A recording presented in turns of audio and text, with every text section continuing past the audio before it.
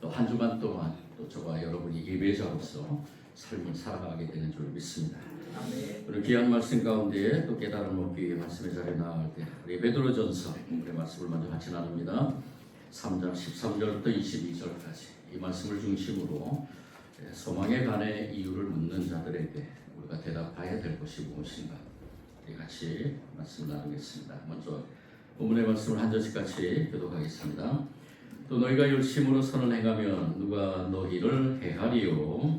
그러나 그를 위하여 고난을 하며 모르는 자들이 그들이 두려워하는 것을 두려워하지 말며 근심하지 말고 너희 마음에 그리스도를 주로 삼아 거룩하게 하고 너희 속에 있는 소망에 관한 이유를 묻는 자에게 대답할 것을 항상 준비하되 온유와 두려움으로 하고 선한 양식을 가지라. 이는 그리스도 안에 있는 너희의 성령을 응답하는 자들로 그 행함하는 일에 부끄러움을 당하게 하려 함이라. 선을 행함으로 고난받는 것이 하나님의 뜻일진데 악을 행함으로 고난받는 것보다 나으니라. 그리스도께서도 당신의 죄를 위하여 주사 의인으로서 불의한 자를 대신하셨으니 이는 우리를 하나님 앞에서 인도하게 하시느라.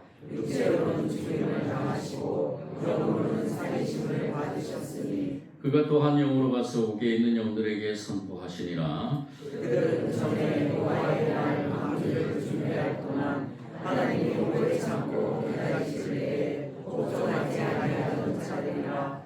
방주에서 물로 말미암아 구원을 얻은 자가 몇 명이니 겨우 8명이라. 물은 예수 그리스도께서 부활하심으로 말미암아 이제 너희를 구원하는 편이 곧 세례라. 이는 육체에 돌아오는 것을 제하여 버림이 아니요 하나님을 향한 선한 양심의 간구니라.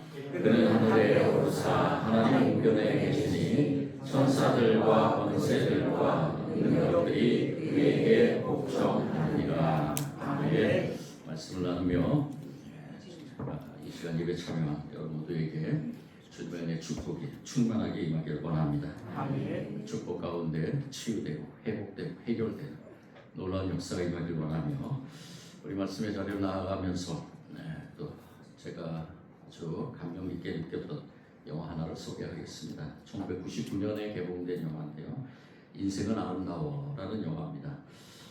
이 인생은 아름다워의 영화의 주인공은 이 지금 화면에 나오는 옆에 있는 아버지와 아들입니다. 이 아버지는 이루지 못할 사랑을 이루면서 아이를 갖게 되고 그 아이가 바로 저 아이입니다. 그런데 행복한 나날을 보낼 때 2차 대전이 일어나게 되고 이 아버지는 유대인입니다. 그래서 2차 대전 중에 유대인들의 학살에 희생양이 되는 그러한 수용소로 끌려가게 되는데 이 수용소로 끌려가는 이 과정에 이 아이도 같이 뜻하지 않게 끌려가게 됩니다. 이 아이도 유대인의 뿌리다라고 하면서 끌려가게 되죠.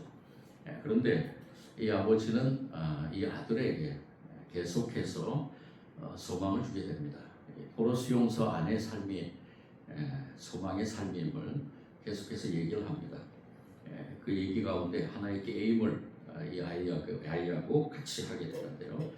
무슨 게임이냐면 어떠한 일이든지 화를 내지 않고 또 분노하지 않고 슬퍼하지 않고 그런 가운데서 하나하나 점수를 매기면서 늘 기뻐하는 가운데서 점수 매기면서 100점 만점이 되면은 땡크가 선물을 주어지게 된다 라고 이렇게 게임을 제안하면서 이 아버지는 이 아이와 함께 수용소 생활을 하게 됩니다. 그래서 많은 어려움들이 있는 가운데서도 이 아이에게 계속해서 이 아버지는 이 점수를 매기는 네가 이번에 이것을 잘했다 25점 같은데 하면서 점수를 주면서 이 아이에게 한 가지 아주 중요한 표식을 하게 됩니다. 그 다음 사진을 보면은 이 아버지가 이 아이에게 뭘 하고 있나요? 윙크를 합니다. 그래서 이 아이에게 소망을 줄 때마다 윙크를 하는 겁니다.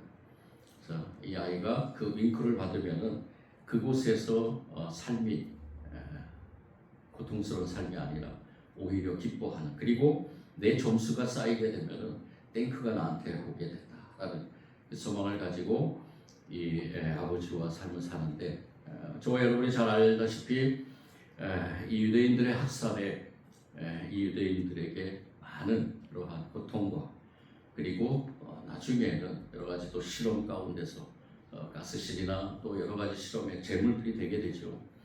이 독일인들이 마지막 2차 대전이 끝나가는 무렵에 이 유대인들을 자신들의 그러한 행위를 다 감추기 위해서 여러 가지 행했던 문서나, 그리고 이 유대인들 감옥에 수용소에 있는 유대인들을 다 죽이게 됩니다.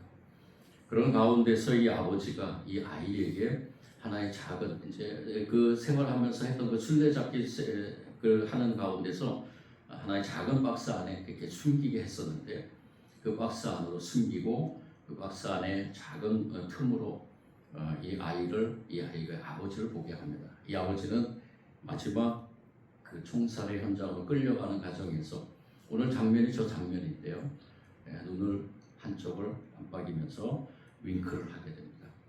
괜찮아. 이 윙크의 의미는 바로 그것이죠. 괜찮아. 조금 있으면 아버지를 볼 거야. 그리고 너는 이제 마지막으로 많은 그 100점의 점수를 받은 거야 라는 의미로 윙크를 하게 됩니다. 아들아, 걱정하지 마. 이건 게임일 뿐이야. 아빠는 승리하고 있어. 너도 곧 승리의 탱크를 받을 거야 라는 그런 의미로 이 아버지는 마지막에 윙크를 하고, 그리고 사형장으로 끌려가게 됩니다. 아버지는 죽었지만은 이 아이는 그 다음날 그 상자에서 나올 때 연합군의 탱크가 그 아이 앞으로 오게 됩니다. 그러면서 이 아이는 너무나 기뻐하죠. 내가 다 승리해서 이 탱크를 받게 됐구나 라는 그런 장면으로 마치게 됩니다. 참 의미 있는 영화였습니다. 이 영화가 시사하는 바는 명확하죠. 어려움의 시기에 참 소망이 있는 사람들, 그리고 참 소망을 던져주는 사람들, 그 사람들에게 이 소망의 그 삶이라는 것이 얼마나 중요한가라는 것을 많은 사람들에게 깨닫게 해주는 영화였던 것 같습니다. 오늘 한편의 이 영화처럼 오늘 이 말씀 속에서 사도 베드로는 많은 그러한 수신자들에게, 또 이 시대의 하나님의 백성들에게 던져주는 말씀이 바로 이러한 것과 같지는 않은가. 이 윙크는 바로 승리의 윙크였죠.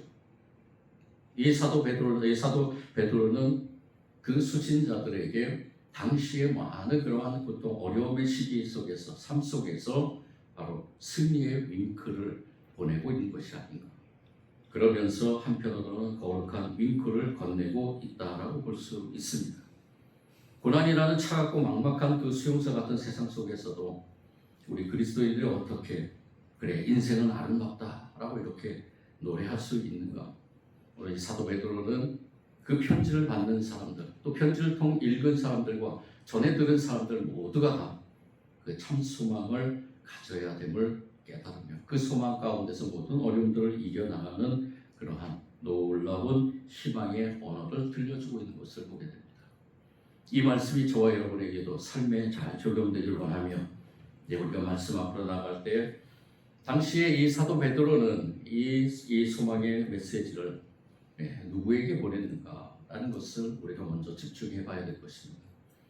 이 사도 베드로가 보낸 그 편지, 이 베드로 전서는 당시에 그 고통을 당하고 있는, 특히 그 고통 속에서 신음하고 있는 소아시아의 2000년 전에 소아시아의 지역에 흩어져 있는 그러한 예수님을 믿는 사람들이었습니다. 그 예수님을 믿는 사람들에게 이 사도 베드로는 나그네라고 이렇게 부르면서 잠시 머물다가 떠날 그러한 외국인이라고 이렇게 하면서 그 삶 속에서 무슨 소망을 가져야 될 것인가 라는 것을 오늘 말씀 통해서 분명히 선포하고 있습니다. 이들이 겪는 고난은 무엇인가? 시편 66편의 고백처럼 불과 물을 통과하는 고난이다라고 말합니다. 마치 은을 단련하듯이 하나님은 그들을 용광로의 그 고통의 용광로 속에 두셨다라는 것을 사도 베드로는 먼저 전하고 있습니다. 베드로는 그들에게 놀라운 선포를 합니다. 열심으로 선을 행하면 누가 너희를 행하리요. 그러나 의를 위하여 고난을 받으면 복이 있는 자리라고 말씀합니다. 오늘 13절 14절의 말씀이에요. 이렇게 마치 저의 절망의 그 수용소 갯적 안에 있는 아들에게 아버지가 던진 윙크처럼 이 사도 베드로는 절망에 있는 고난 속에 있는 그러한 신앙의 하나님의 백성들에게 이러한 말씀을 던지고 있는 것입니다. 바로 18절에 나오는 이러한 그리스도의 사건 때문에 우리가 이 소망의 윙크를 날릴 수 있다라고 말합니다. 그리스도께서 단번에 죄를 위하여 죽으사 의인으로 불의한 자를 대신하였으니, 의인으로서 불의한 자를 대신하셨어요. 예수 그리스도께서 이 땅에 오셔서 우리를 위하여 십자가에 죽으셨기 때문에 우리는 이러한 소망의 윙크를 날릴 수 있다는 것입니다. 이 예수님을 믿는 자들에게는 이 땅 가운데서 어떠한 우리 앞에서도 굴복하지 않고 어떠한 고난 속에서도 우리는 소망의 윙크를 날릴 수 있다는 것입니다. 여기에서 얘기하는 단번에라는 이 헬라어는 하팍스라는 말입니다. 두 번 다시 반복할 필요가 없는 완전한 승리를 의미합니다.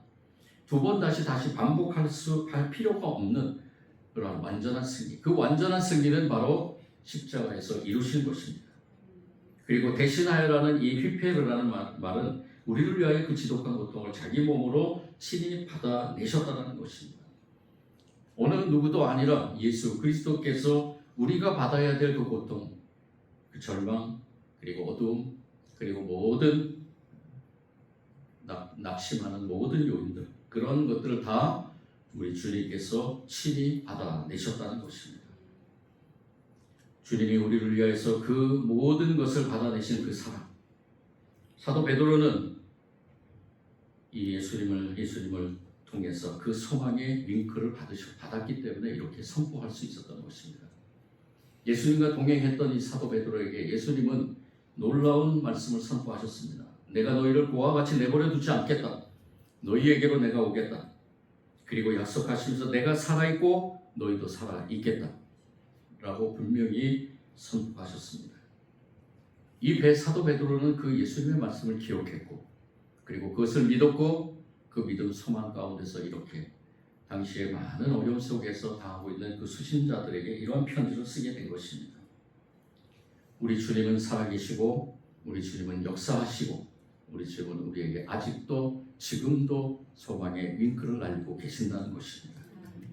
사도행전 17장에서도 이 사도 바울은 아테네 사람들에게 그 전한 담대함의 변증 속에서도 그것이 나타납니다. 알지 못하는 신을 찾는 이들에게 참된 생명의 주를 선포하면서 오늘 이 사도 베드로가 고난당하는 나그네들에게 하늘의 비밀을 누설한 것처럼 이 사도 바울도 그들에게 그것을 선포했다는 것입니다. 고난의 현장 한복판에서 베드로가 선포한 이 복음은 우리 인생의 거친 물결 속에서 걱정 마, 내가 다 이겨놨어. 내가 너의 소망이야. 나를 바라보면 이 모든 것들을 이겨나갈 수 있어. 라는 그러한 주님의 따뜻한 윙크가 선포된 것이라고 믿습니다. 그것은 바로 승리의 윙크인 줄 믿습니다. 이 승리의 윙크를 그 시대나 지금 이 시대나 살아 역사하시는 하나님의 말씀으로 승화된 것을 믿고, 오늘 이 말씀 가운데에서 우리가 다시 한번 깊이 깨달아야 될 것이 있습니다. 그 승리의 윙크를 던진 그 사도 예수 그리스도가 우리에게 전하는 한 가지의 메시지가 있다는 것입니다. 이 사도 베드로를 통해서 전한 메시지가 있습니다. 그것이 무엇인가? 오늘 말씀 속에서 극명하게 드러나고 있는데요. 바로 15절의 말씀입니다. 우리 15절 말씀을 다 같이 한번 읽어보겠습니다. 시작. 너희 마음에 그리스도를 주로 삼아 거룩하게 하고 너희 속에 있는 소망에 관한 이유를 묻는 자에게는 대답할 것을 항상 준비하되 의원이와 두려움으로 하고. 아멘. 이 사도 베드로는 당시에 많은 그러한 고통 속에 있는 그러한 하나님의 백성들에게, 예수님을 믿는 그 믿음의 백성들에게 이러한 편지를 쓰면서 이렇게 고난 속에서 우리가 가져야 될 그런 삶의 모습은 무엇인가라는 것을 구체적으로 선포하고 있습니다. 이 당시의 역사적 시대를 극명하게 드러나고 있는 하나 그 책이 있는데요. 그 책 속에서 표현한 것이 무엇이냐면은 그 당시에 신앙의 삶이 달라지면은 먼저 주변 사람들이 이상하게 여기고 그리고 그 조롱과 비방이 생긴다고 합니다. 이런 조롱과 비방이 생기면서 사회적 배척과 압박 그리고 심지어는 고발과 경우에 따라서는 공권력과 법정의 개입이 생긴다고 이렇게 얘기를 합니다. 이것을 연구한 한 신학자가 있는데 레오나르도 고펠트라는 신학자입니다. 이 레오나르도 고펠트 독일의 신학자가 이 베드로서를 연구하면서 그렇게 얘기하면서 당시 독자들이 겪은 그 고통이 국가적 차원의 조직적 박해라기보다는 이웃들로 받는 그 사회적 따돌림과 일상적인 비방이었다고 얘기합니다.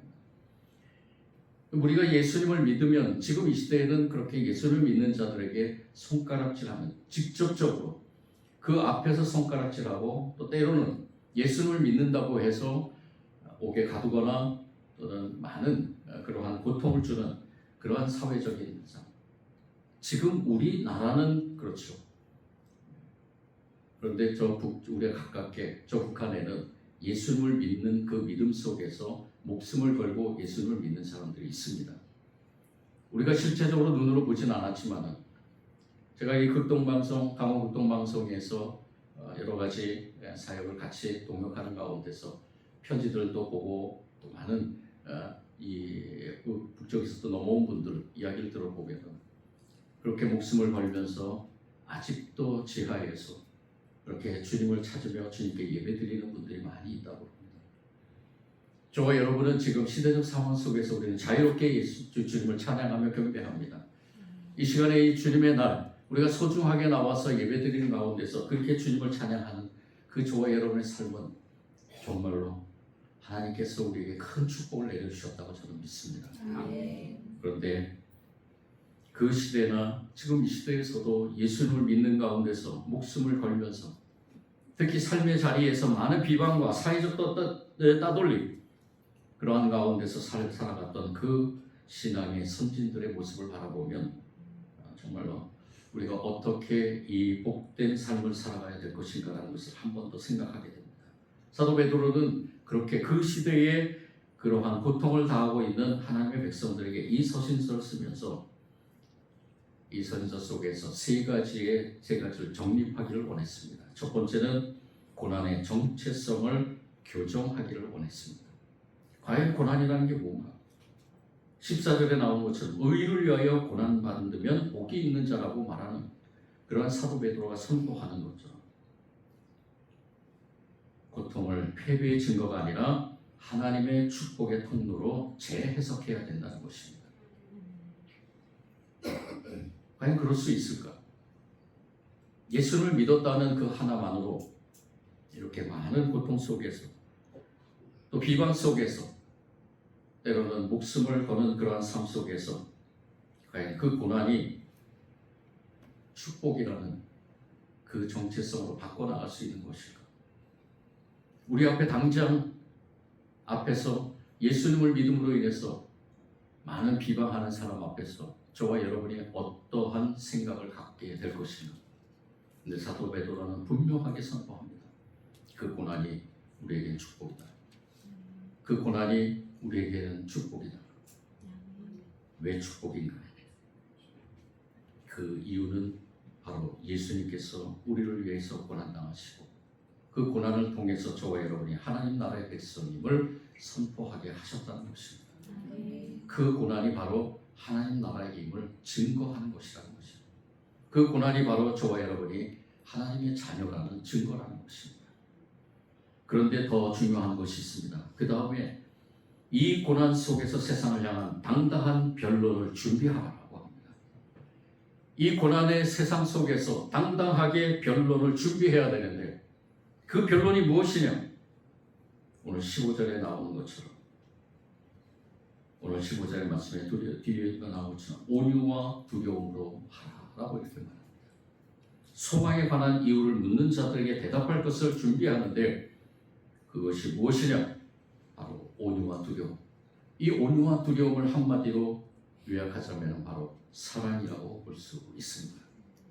예수님께서 십자가에서 보여주신 온유함, 예수님께서 십자가에 보여주셨던 하나님을 경외하는 두려움, 예수님께서 십자가 위에서 보여주셨던 그 놀라운 하나님의 역사를 선포하는 가운데서 이 세상 속에서도 예수님을 믿는 모든 자들에게는, 그리고 더 나아가서는 우리가 누구냐라는 질문을 하는 세상의 모든 것들 앞에서는 분명하게 우리가 당당하게 변론해야 된다는 것입니다. 그 변론의 주제는 바로 온유와 겸손과 하나님의 사랑이라는 것입니다. 그리고 세 번째는 더 나아가 최종적인 승리를 바라보게 하는 것. 22절에 만물을 복종하신 그리스도의 모습을 보여주는 것은 비록 현실은 사자의 입 앞에서 있는 것 같아도 실제적으로는 권세 있는 주님께서 모든 것을 다 하신다는 그러한 하늘의 비밀을 공유한다는 것입니다. 최종적으로 승리를 미리 보게 하는 것. 저와 여러분은 이미 승리한 자라는 것입니다. 고난 앞에서 특별히 우리에게 소망에 관한 이유를 묻는 자들에게 우리가 보여줄 것, 그 온유함, 그 사랑을 통해서 나는 이미 승리한 자다.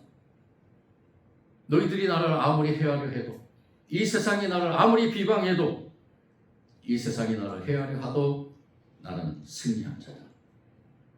나는 하나님의 자녀라는 것을 분명하게 선포해야 된다는 것입니다.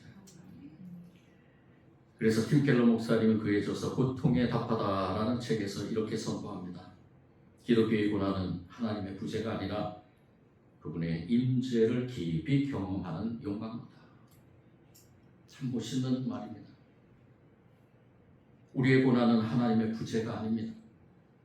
우리의 고난은 하나님의 임재를 가장 깊이 경험하는 용광로, 뜨겁고 뜨거운 우리를 연단시키는 우리의 그 모든 것들을 힘있게 그리고 승리자로 이루어가는 그러한 용광로라는 것입니다. 그래서 고난은 불이고 믿음은 바로 불을 통과하는 방식이고, 그리고 하나님의 임재는 불 속에서 우리와 함께 하시는 그러한 놀라운 역사라는 것입니다. 그래서 결과적으로 저와 여러분이 이 고난을 승리하게 되면은 정제된 믿음과 성품을 갖게 되는 것입니다. 그러한 믿음과 성품을 갖기를 원합니다. 그 믿음과 온유함과 진실함과 하나님을 경외함과 오직 우리 주 하나님만이 이 세상의 전부임을 고백하는 저와 여러분의 삶이 될 줄 믿습니다. 그래서 오늘 말씀 15절과 16절에 소망을 묻는 자들에게 제시하는 그러한 우리의 대답은 분명합니다. 온유함. 이거는 말로만 하는 것이 아니죠. 이거는 우리의 삶을 통해서 드러내는 것입니다. 물론 말도 중요합니다. 그렇지만 말과 함께 우리의 삶의 모든 것들을 다 주님이 우리에게 보여주셨던 그 온유함을 드러내는 저와 여러분이 되기를 원합니다. 신학자 톰 라이트는 이런 얘기를 합니다. 기독교의 희망이 단순히 먼 미래의 일이 아니다. 그 미래의 승리를 현재의 삶으로 앞당겨 살아내는 수행이다 라고 이렇게 얘기합니다. 수용소의 아버지가 윙크 하나로 죽음의 공포를 축제의 현장으로 바꾸었듯이 성도는 세상을 향해 온유함으로 참 소망을 나타내야 됩니다. 우리가 이러한 삶의 방식으로 나갈 수 있는 이유는 바로 그리스도를 나의 구주로 믿는 내적 확신이 있기 때문이죠. 그래서 저와 여러분은 내 마음속에 오직 우리 주 하나님이 자리 잡고 있다는 것을 믿고 그 마음으로 주님이 우리에게 부탁하신 그 모든 것들을 이뤄나가는 가운데 이 세상 속에서 온전한 자유함을 누리면서 주님이 우리에게 보여주셨던 그 온유함을 실천하면서 주님의 뜻을 이뤄나가는 저와 여러분이 되기를 원합니다. 우리에게 소망의 이유를 묻는 세상에 대답할 수 있는 것은 바로 항상 준비된 온유와 두려움입니다. 18절 말씀에 그것이 바로 그리스도를 닮는 것인 줄 믿습니다. 의인으로서 불의한 자를 대신하신 그 십자가의 원리가 우리 양심 속에 새겨질 때 우리는 비로소 죽음 앞에서 미소 지으면서 누구에게인가 소망의 이유를 말해줄 수 있는 그러한 소망의 윙크를 날릴 수 있는 그런 소망의 수행자가 될 줄 믿습니다. 제가 2007년에 우리 가족여행을 하면서 여기는 꼭 가봐야 되겠다 하고 성지순례 국내 성지순례 가운데서 애양원을 방문을 했습니다. 애양원은 참 어떻게 보면 좀 뜻깊은 곳인데요. 우리 잘 알고 있는 손영원 목사님이 무덤이 있는 그곳이죠. 그리고 그곳에서 또 사역을 하시고 애양원 교회에서 그래서 애양원 교회도 들리고 손영원 목사님과 두 아들이 동신동인 두 아들이 묻혀져 있는 그 무덤도 방문을 했습니다. 그리고 마지막으로 이 손영원 목사님의 순교 기념관에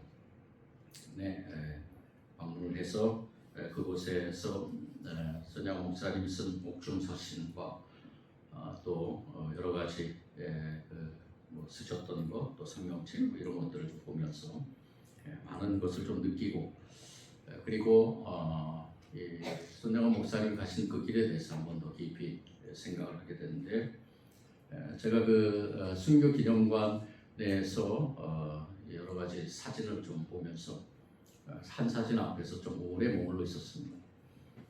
지금 보여주는 사진인데요. 이 사진은 손영원 목사님이 장례식 때 장례식을 한 15일 정도 했다고 합니다. 여러 가지 사정이 있어서 그때 당시에 이제 뭐 여러 가지 어려움 가운데서 목사님들도 피난을 가시고 그래서 이 15일 정도 하는 가운데 이 사진을 찍었는데 지금 침대에 누워 계신 시신이 바로 손영원 목사님이고요. 그리고 저 머리에 저걸 뭐라 그러죠? 우리 장례식 때 쓰는 옛날에 지금은 안 쓰죠? 그 쓴 사람이 바로 안재선이라는 사람입니다. 안재선이 누구냐 하면은 여수 반란 사건 때 손영원 목사님의 두 아들 동신과 동희를 죽인 그 사람입니다. 같은 학생으로서 여수 반란 사건이 참 많이 끔찍했던 것 같아요. 그 상황에서 두 아들을 잃은 이 손영원 목사님이 우리가 잘 알고 있다시피 이 안재선이라는 이 사람을 자기의 양아들로 삼게 되죠. 저는 저 사진 앞에서 참 오랫동안 생각을 좀 해봤습니다. 다양하게. 그리고 지금 손영원 목사님의 사모님, 이 사모님의 그 품 안에 있는 아들이 지금도 목사님으로 계시는데요. 손동길이 목사님이신가 그래요. 손영원 목사님이 순교하는 그날에 태어났다고 합니다. 순교하는 그날 태어나서 이 손영원 목사님이 많은 유품들을 이제 이 기념관에 순교 기념관에 기증하셨는데 지금 이제 제가 말하고 싶은 거는 저 사진을 보면서 손영원 목사님이 비록 소천하셨지만 그 안재선이라는 두 아들을 죽인 여러분들 같으면 어떻겠습니까? 지금 이 시대에 같으면 어떻겠습니까? 바로 자기 자식을 죽인 사람을 고발하겠죠. 그리고 법정에 세우고 그리고 그 벌을 합당하게 받게 하겠죠. 물론 그것이 올바른 길이겠죠. 그런데 손영원 목사님 그 모든 것들을 다 접어들고 오히려 10가지 감사, 지금 9가지 감사라고 했는데 이 손동일 목사님은 아버지는 분명하게 10가지 감사를 하셨다고 얘기를 합니다. 그 감사 속에서 자신의 두 아들을 하나님 품에 보낸 그 가운데서 저 두 아들을 죽인 안재선을 아들로 삼았다는 것. 이것을 깊이 생각하면서 과연 나는 그럴 수 있을까? 그리고 저 안재선은 어떠한 마음을 가졌을까? 그런데 놀랍게도 이 안재선은 자신의 그 죄의식 속에서 헤매이지 못하고 하나님께서 분명히 용서하셨으며 또 이 손영원 목사님을 통해서 분명히 희망의 윙크를 알렸는데도 이 안재선은 자신의 그 깊은 죄의식 속에서 헤매이지 못했다라는 것을 많은 글들 통해서 읽게 됩니다. 그런데 다행히 그 안재선의 아들은 목사가 되었다. 그리고 사역을 하고 있다라고 이렇게 얘기를 하는데요. 자신이 이 손영원 목사님 마지막에 소천하시면서 이 안재선에게 목사가 되거라라는 그러한 말을 했다고 합니다. 근데 목사가 되려고 했지만 신학교도 가고 공부를 하려고 했지만 자신의 내면 속에 있는 그 아주 깊은 죄의식 속에서 헤어나지 못하고 목사의 길을 포기했다라고 이렇게 얘기를 합니다. 손영호 목사님이 이 안재선에게만 보여준 그러한 잉크였을까? 아니겠죠. 손영호 목사님의 그 순교의 자리까지 이루면서 그리고 많은 그 시대는 참으로 어려운 힘든 시대. 그리고 지금 이 시대 아무리 편해 보일지라도 그래도 저와 여러분들에게는 많은 유혹과 많은 고통 속에서 하나님의 백성들에게 묻는 그러한 많은 것들이 우리가 앞에 펼쳐졌을 때 과연 너희들이 가지고 있는 소망은 무엇이냐?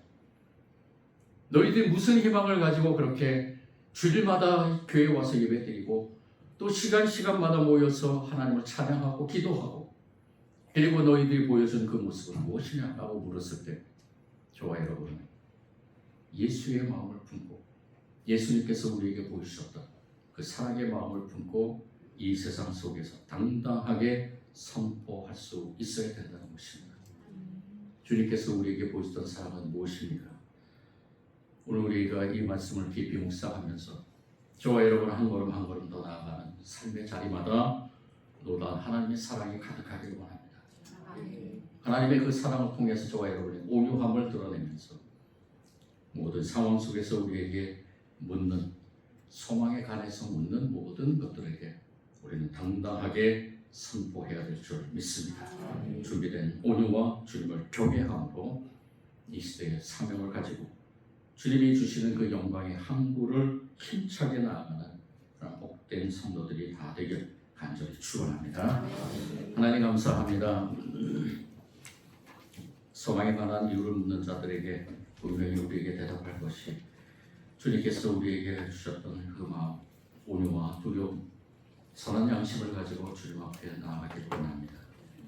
그리스도 안에 있는 너희는 선행을 욕하는 자들로 그 비방하는 일에 부끄러움을 당하게 하려 합니다. 라는 이 말씀 속에서 이 시대적 사명을 가지고 주님 앞에 서는 우리 하나님의 백성들이 주님의 그 온유함을 따라서 주님의 그 사랑함을 드러낼 수 있는 우리 믿음의 백성들이 다 되게 하여 주옵소서. 이 시간에 귀한 말씀으로 다시 한번 우리를 위로하시고 힘주시고 또 때로는 치유하시는 줄 믿고 감사드리며 예수님 이름으로 기도드립니다. 아멘.